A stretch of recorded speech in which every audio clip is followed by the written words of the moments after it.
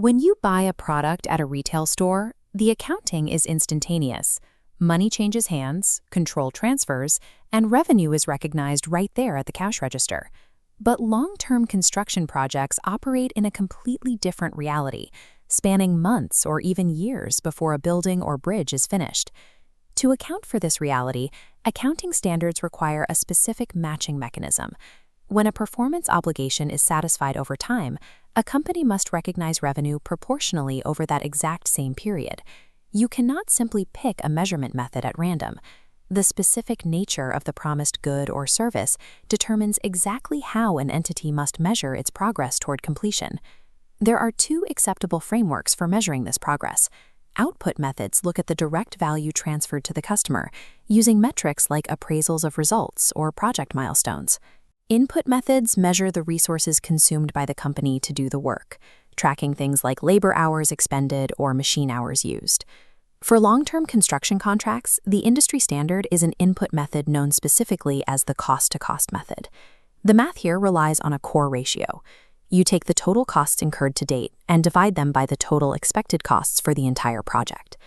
But there is a strict limitation on what qualifies for that numerator. Any costs related to abnormal waste, significant inefficiencies, or general administrative expenses must be strictly excluded. If a worker ruins a batch of steel, that mistake costs money, but it transfers no actual value to the customer. Recognizing revenue over time is a highly structured mapping of performance transfer. It demands an objective, cost-based metric that filters out operational failures. Let's apply this to a specific case. Imagine a 3-year project. The total contract price is $2 million, and expected costs are $1.2 million. During year 1, the contractor incurs $300,000 in qualifying costs. We plug that into our ratio.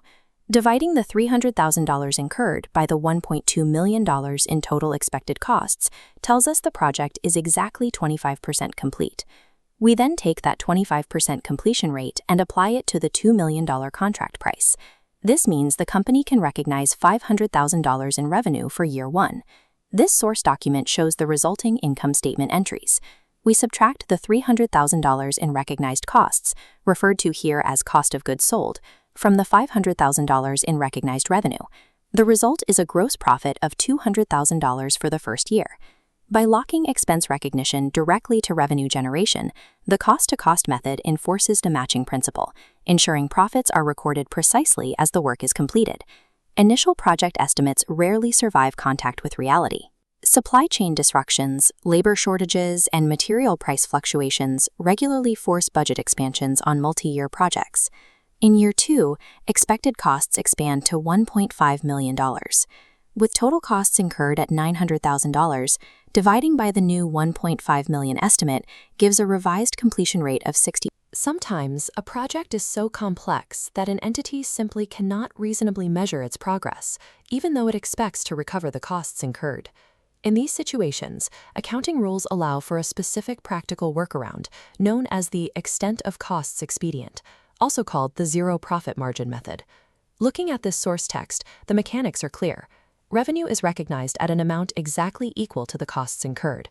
Both revenue and cost of goods sold are recorded symmetrically at $300,000, booking exactly zero gross profit until progress can be measured. There is one absolute rule that overrides all of these methods. If it becomes apparent that a project will result in an estimated loss, that entire loss must be recognized in full immediately. Profit recognition systematically follows performance progress over time, but loss recognition is instantaneous and total. We have mapped how to systematically build asset value upward over time. Now, we must address the accounting rules for downward deterioration. This process is triggered when specific events or market conditions indicate that the carrying amount, or book value, of a finite-lived asset may no longer be recoverable. Consider a manufacturing machine with a current carrying amount of $160,000. To check for impairment, we put it through a 2-step test. Step 1 is the recoverability test. We compare the asset's carrying amount against the sum of the undiscounted future cash flows it is expected to generate. If management estimates the machine is expected to generate only $150,000 in future cash flows, we have a problem. That number is lower than our $160,000 carrying amount. Because the carrying amount exceeds the undiscounted cash flows, the asset fails Step 1 and is officially deemed unrecoverable. By using undiscounted cash flows, which ignore the time value of money, Step 1 acts as a highly conservative gatekeeper. It ensures companies only proceed to write-downs when the economic damage is severe. Once an asset fails Step 1, we advance to Step 2, measurement. Here we compare the carrying amount directly to the asset's fair market value to calculate the actual loss. If the machine's fair value is only $136,000, we subtract that from the $160,000 carrying amount. The result is a $24,000 impairment loss. Financial reporting standards dictate that this $24,000 loss must be recognized immediately in income from continuing operations. Looking at the rule text, this adjustment is permanent. The reduced carrying amount becomes the asset's new cost basis. Even if the market rebounds next year, a previously recognized impairment loss must not be reversed. This two-step process applies to finite assets, but intangible lived assets like goodwill follow a different path. Goodwill is an intangible asset that arises during a business combination, when the purchase price exceeds the fair value of the acquired net assets. Because it lacks a finite life, it skips the undiscounted cash flow recoverability test entirely. Instead, goodwill is tested for impairment at least once each year at the reporting unit level, comparing the carrying amount directly against its fair value. The practitioner's algorithm ensures that financial statements remain tethered to objective economic reality. Whether tracking proportional revenue over a multi-year timeline or enforcing discrete write-downs for failing assets, the numbers must precisely match the underlying transfer of value.